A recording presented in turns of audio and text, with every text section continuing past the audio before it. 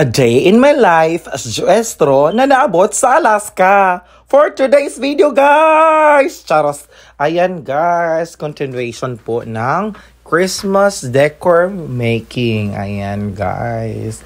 So, prep time ko, guys, ay gumawa talaga ako ng Christmas decorations for our Christmas party next week.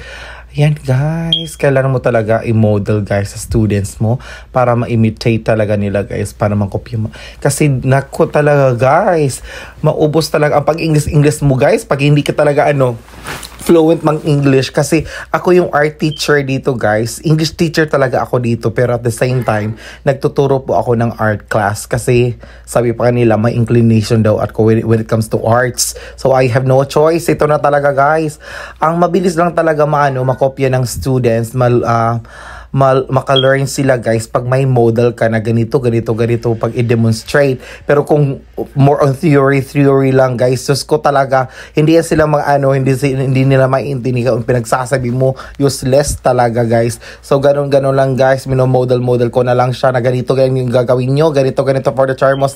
Tapos after nyan ay gagawa na kayo ng ganito. Dapat kayong tumulong talaga kasi tayo ang ma-assign sa Christmas decorations for our Christmas party. Ayan na, guys. Ayan.